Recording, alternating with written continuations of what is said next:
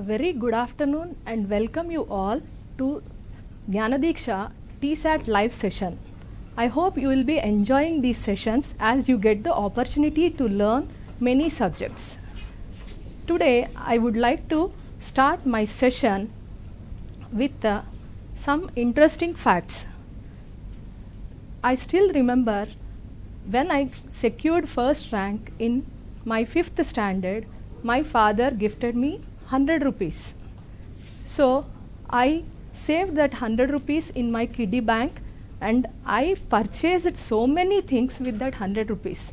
You know what did I buy with those 100 rupees? I bought some notebooks and some chocolates and some storybooks, and even I watched some movies.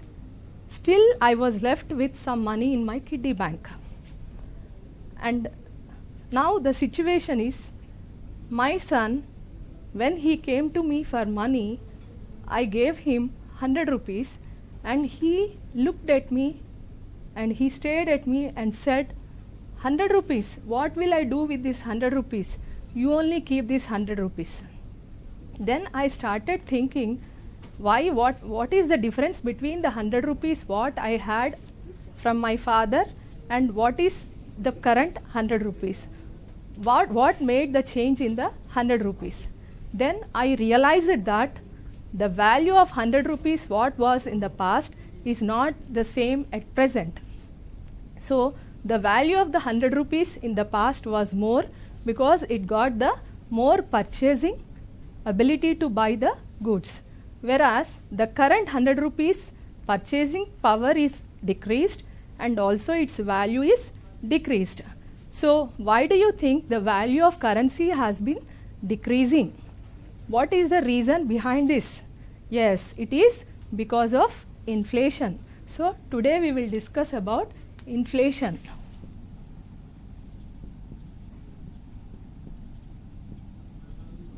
Causes and measures.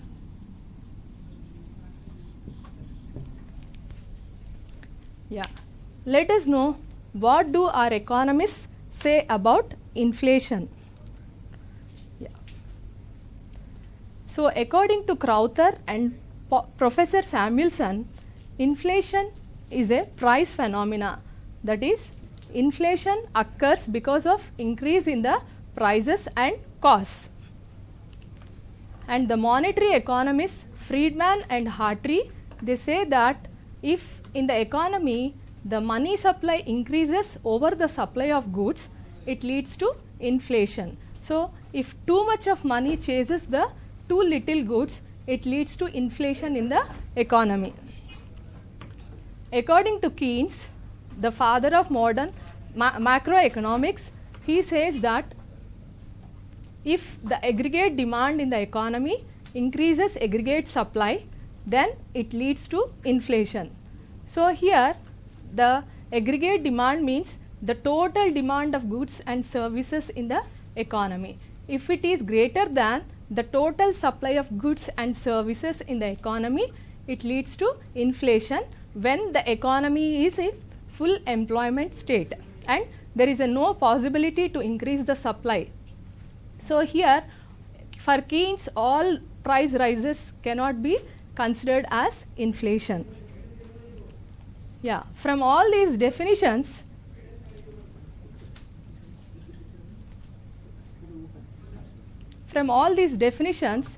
we can conclude that inflation is commonly understood as a situation of substantial and rapid general increase in the level of prices and consequent deterioration in the value of money. So when the inflation occurs in the economy, not only the prices increases in the economy, so remember here the price rise is continuous and also it is irreversible change in the prices. That is, once the prices increases, it will not again fall, and when the prices increases, you find the decrease in the value of money. So this is the meaning of inflation. You can see in this picture that as the prices of the commodities are increasing, the value of money is decreasing. For example, suppose in the last month I bought 1 kilo of onions for say 20 rupees, and now the price of onions increased to 40 rupees.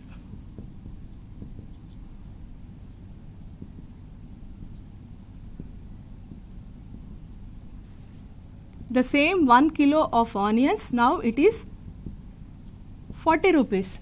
It means that now to buy 1 kilo of onions, either I have to pay 40 rupees or I have to buy only half kilo of onions. It means that the value of the 20 rupees is lost because of increase in the prices. So when the prices of the commodities increases, the value of money decreases. Yeah. Now, how to measure the rate of inflation? So here, inflation is statistically measured in terms of percentage increase in the price index as a rate of percentage per unit of time, usually a year or month. So here, what is price index?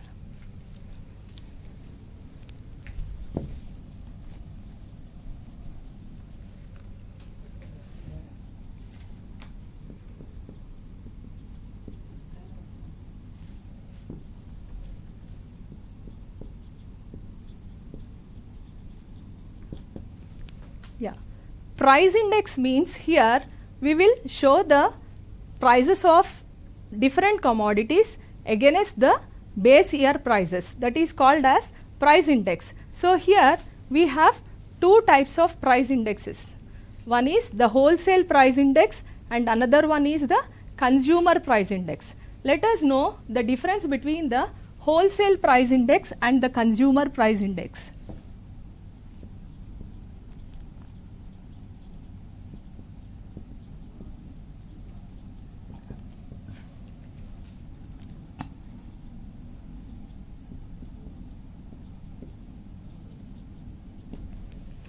Yes. So here the wholesale price index. So this shows the average changes in the prices of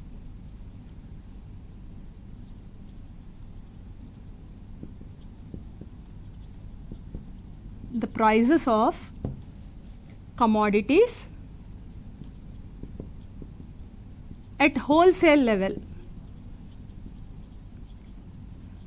You know that in the wholesale market the prices are cheaper compared to the retail market. So in the consumer price index we will take the prices of retail market or at retail level. And the wholesale price index is it is constructed by the Office of Economic Advisor under the Ministry of Commerce and Industry, and CPI is constructed by the National Statistical Agencies under the Ministry of Statistics and Implementation. So here now let us see how to calculate the wholesale price index and consumer price index. So the procedure is the same. So I will show you how to calculate the consumer price index. So to calculate the consumer price index, one particular year has to be taken as the base year. Base year. So this base year is fixed by the government. At present 2011 and 12 is taken as the base year. So now suppose if we have the prices of different commodities, say in the year 2018 and 2019,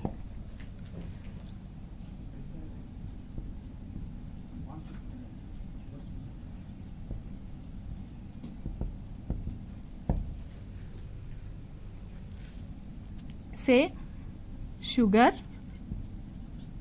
per kilogram, wheat flour per kilogram, and onions per kilogram. Okay, so here for the year 2018, assume that the prices are say 40, 20 and 20. And for the year 2009, the prices are increased to 50, 30 and 30.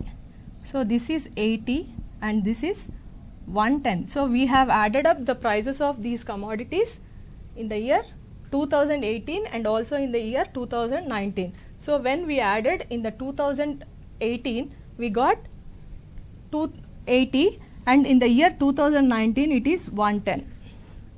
So now, as I told you, one particular year is considered as the base year. So here in the base year, the consumer price index is assumed to be equal to 100. Certain weighted averages are given to different commodities. Say for example, for rice 7.25% and for wheat 8%, like that some weighted averages are given to the commodities, and if you add up all the values, it should be equal to 100. So the base year is always taken as 100. So now the formula to calculate the consumer price index is the current year index or current year price by base year into 100. So here for 2018, suppose I am calculating for 2018, it is 80 by 100 into 10, that is 80. And for the year 2019, it is 110 by 100 into 100. So it is 110. Now we know the consumer price index of 2018 and 2019. So here the consumer price index measures the inflation at the retail level. That is why it is called as retail inflation, and it also measures the how much burden is borne by the consumer when the prices of the commodities increases. That is why it is also called as the cost of living index. And the Monetary Review Committee or Monetary Policy Committee of RBI will revise its monetary policy based on the changes in the consumer price index. And the Reserve Bank of India considers the consumer price index to measure the inflation in the economy. So now let us know how to calculate the rate of inflation by using the consumer price index. So this is the formula to measure the rate of inflation. So the current year consumer price index minus the previous year consumer price index by the consumer price index of the previous year into 100. So here what is current year? Suppose if I want to calculate the rate of interest for the year 2019. So 2019 becomes current year. And the previous year is 2018. Previous year. So now use the formula. By using that formula, substitute these values, that is current year price index, that is here you are measuring for the year 2019. Inflation for 2019. So here the current year is 2019. So what is the price index in the year 2019? 110 minus 80 by 80 into 100. So here the values 30 by 80 into 100.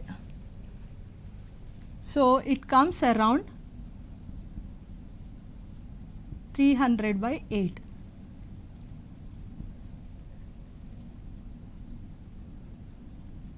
So it will be around 8.6% rise in the prices. So the rate of inflation is 8.6%. So like that we will calculate the rate of inflation by using the consumer price index. Now let us know the types of inflation.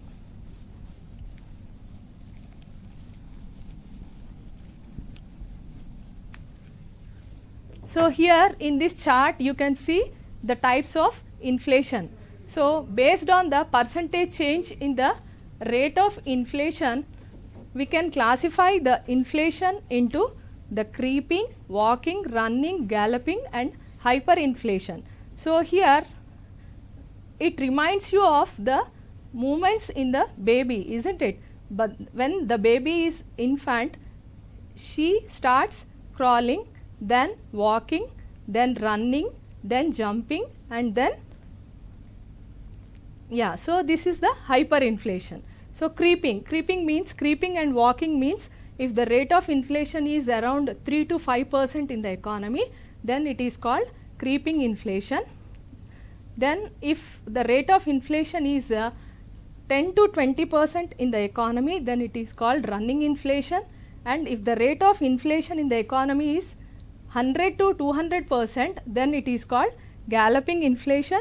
And if the inflation is very high, unimaginable, if it is above 1000% and up to 1 lakh, then it is the hyperinflation, and the hyperinflation is too dangerous for the economy. And Germany after the First World War experienced the hyperinflation, and that time in Germany the prices raised so high that people used to carry money in the trucks to buy a loaf of bread. So that was a very miserable situation and people lost faith in the currencies. So that is about the classification of inflation based on the rate of inflation. Then based on the scope or coverage, suppose inflation occurred because of war, during the war time, it is called wartime inflation. If it is because of normal conditions, that is nothing is happened in the economy, it is a peace economy. If in the peace economy, if the inflation occurs, it is called peacetime inflation. And after the war, if the inflation occurs, then it is called post-war inflation. So post-war inflation means in our country after the 1991 Gulf War, there was high rate of inflation because of increase in prices of oil and petroleum. So this is the best example for post-war inflation. And other years, if you see in 2008 and also in the year 1980s, we had inflation. There was no war, but because of increase in the prices of the commodities, we had inflation. So that is the peacetime inflation. Now if the government takes action, if they want to control the prices in the economy by taking some deliberate measures, then it is suppressed inflation. And if government does not take any measures to control the inflation, then it is called open inflation.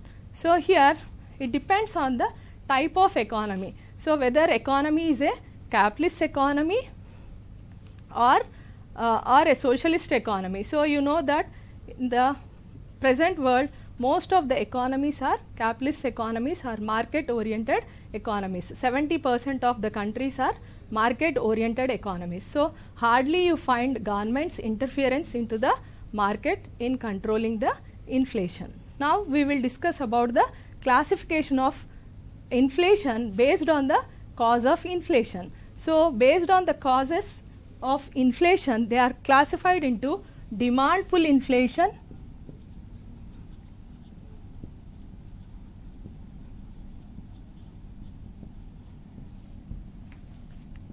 and cost push inflation.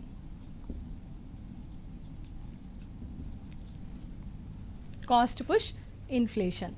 So here I will give you one simple example to distinguish between the demand pull inflation and cost push inflation. So you all know that the country was in lockdown for 2 months, and during the lockdown period many migrant laborers, they lost their employment and they started migrating to their villages. They went back to their villages and settled in their villages, and hope that they went to the village called Ramapur.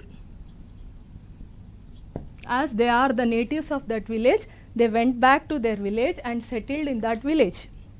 And as government provided many rural employment schemes, assume that they got the employment there and settled in the village Ramapur. So now initially in the Ramapur village, suppose assume that the demand for onions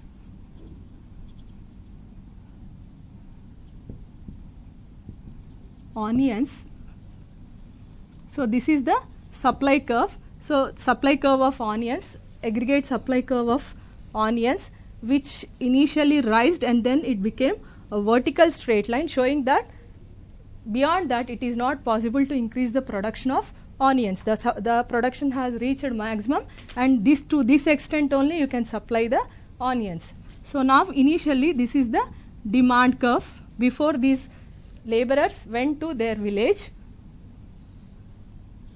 So here output or quantity of onions, and here the price. So this is the initial price. Now as these people went to their village and settled there, as the population in that Ramapur village increased, the demand for onions increased to D1. So we show the increase in demand by shifting the demand curve to the right of the initial demand curve. So now this is the demand curve. So now the price increased to OP1. So because of increase in the demand for onions, the price of the onions increased in the Ramapur village. Now what happens? As the demand for onions increased, the farmers, they try to cultivate more onions, and as you know the land is limited, they try to increase the onions by using more fertilizers, manures, etc., so that they can increase the yield per hectare. So now what happens? As they have to use more fertilizers and manures, the demand for fertilizers will increase. So when the demand for fertilizers increases, even the fertilizer companies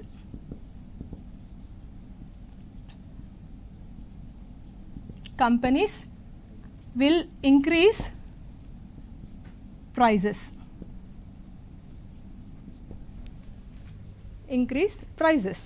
Now as they have increased the prices of the fertilizers, now the cost of production of the farmers or cost of cultivation of onions increases. So when the cost of cultivation of onions increases, the farmers will increase the prices. So as the cost increased, the price of the onions also increases. So if the inflation increases because of increase in the cost of production, for example because of increase in the prices of raw materials or because of increase in the wages paid to the labor, then it leads to increase in the overall cost of production, that ultimately leads to increase in prices. Generally, if the cost of production increases, it leads to more demand for wages by the laborers, and as wages increased, they demand more goods.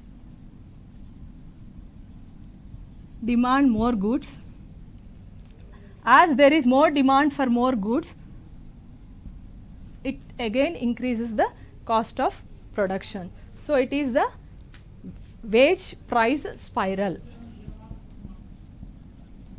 As wage increased, price increases. As price increased, wages increases. So it leads to wage price spiral in the economy. So in the case of demand pull inflation, the inflation occurs because of rise in demand, and in case of cost push inflation, it occurs because of increase in the cost of production. So here we have discussed about the meaning of inflation, and then we discussed about how to calculate the rate of inflation. Then we discussed about the types of inflation.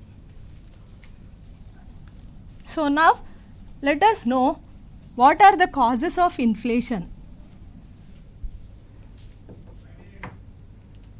Yeah. So in this graph you can see the rate of inflation, that is creeping, walking and running and hyperinflation.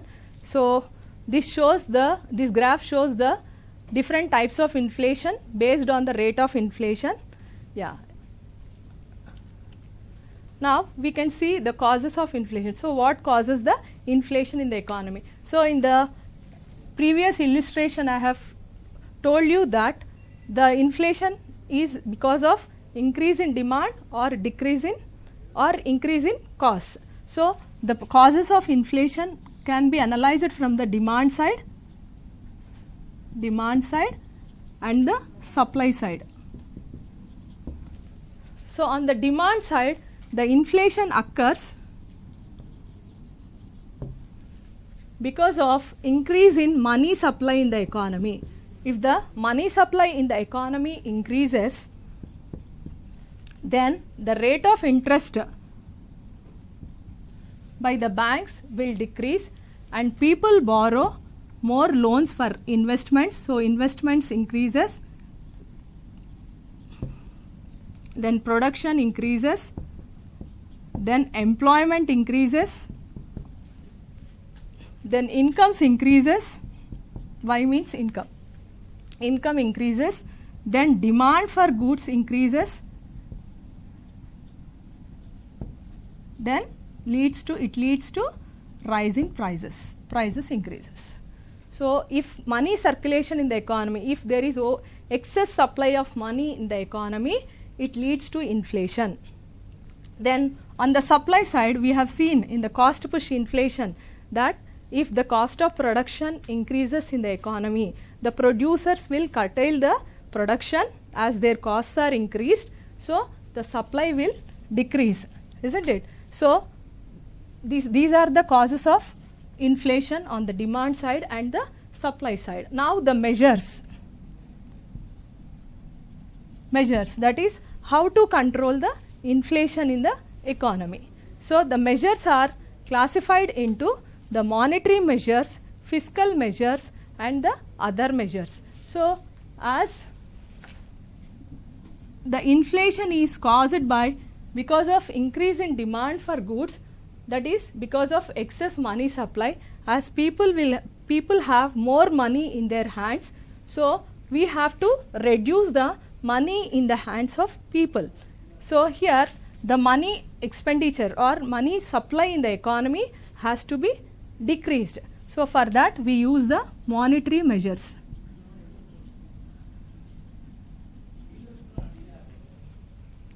Then we have fiscal measures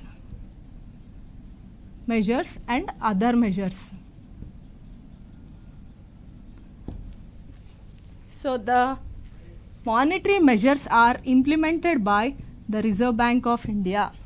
So whenever there is inflation in the economy, it revises its monetary policy. So the policy that controls the money supply and credit expansion in the economy is the monetary policy. So through its monetary policy, it will review the rate of inflation, and based on that it will take the measures. So if the rate of inflation is high, then it will reduce the money supply in the economy. So by controlling the money supply in the economy, it can control the rate of inflation in the economy. For that it has various tools. These are the different tools used by the Reserve Bank of India to control the money supply in the economy, which can be classified into the quantitative measures and the qualitative measures. By increasing the bank rate or cash reserve ratio, or by increasing the repo rate, reverse repo rate, etc., the Reserve Bank of India will revise its monetary policy, and whenever there is inflation in the economy, it uses the contractionary monetary policy, and if it wants to expand the economy, if it wants to increase the investment and money circulation in the economy, it uses the expansionary monetary policy. So here through contractionary monetary policy, by increasing the repo rate or reverse repo rate, by increasing the cash reserve ratio, the central bank will control the money with the commercial banks. Thereby, the commercial banks will increase the rate of interest on the borrowings. So, the credit becomes costlier and people are discouraged to borrow the money from the banks. As a result, the money circulation in the economy will decrease. Therefore, the demand for goods will decrease and automatically the prices will fall. So, thereby it can control the inflation. Fiscal measures means these are implemented by the government through its fiscal policy. So, here through fiscal policy it has to reduce the unnecessary expenditure. So, here we have to control the unnecessary expenditure not only by government but also the individuals have to reduce their expenditure. So, the government will impose more taxes on the people, income tax and other taxes, the indirect taxes, so that people will have less income, disposable income in their hands, and they will not spend more on goods and services. Similarly, the government has to reduce its unnecessary expenditure or unproductive expenditure, and similarly the government should maintain the surplus budget, that is its revenue should be always more than its expenditure. If there is a deficit budget, again it resort to deficit financing, that is it prints the excess currency and again it leads to inflation in the economy. So, it should maintain the surplus budget. And the other measures.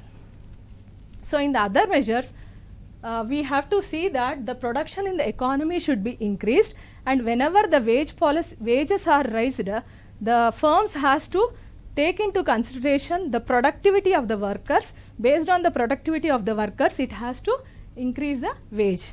If they increase the productivity, then only they should be paid more wages. And similarly, the government should regulate the prices, and through rationing system it should see that the goods are available to the common man at a affordable prices. Then is inflation is a boon or a bane? So, for some people it is gain. So, who will gain because of inflation?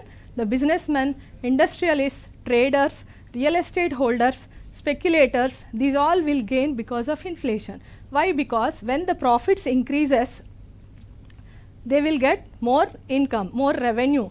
So, therefore, they gain because of inflation, and the salaried people are wage earners, as their income is fixed and the prices of the commodities are increasing, they are able to buy less quantity of goods. So, their real income will decrease, therefore, they are the losers. And similarly, the person who lends the money, he is the loser, and the person who borrows the money is the gainer. Now, you can see in this graph the inflation in India. So, we have the graph that shows inflation in very high in particular years, like in the 1991 and 2008, and also in the year 1998. So, these years the inflation is high because of increase in the oil and petroleum prices, and because of more inflation in food, and because of the defective government policies. And whenever we have the oil and petroleum price hike, that is causing inflation in our economy. So, now coming to the current situation, as economy was in lockdown for two months, we can see that there was a low consumer demand for goods and services. So, the RBI sees that the inflation could recede further in the coming days unless the consumer demand for goods increases, the markets are not going to revive. So, this is about the inflation, the types of inflation and the causes of inflation and the measures of inflation and the inflation rate in India. Now, assignment for you. So, here this is the assessment. What are the causes of inflation? Suggest the measures to control it, and discuss the types of inflation. And what is the current repo rate? So, recently the RBI has reduced the repo rate, so that the commercial banks will also reduce its rate of interest and people get cheap loans from the banks. So, the answer is here B, 4% is the repo rate.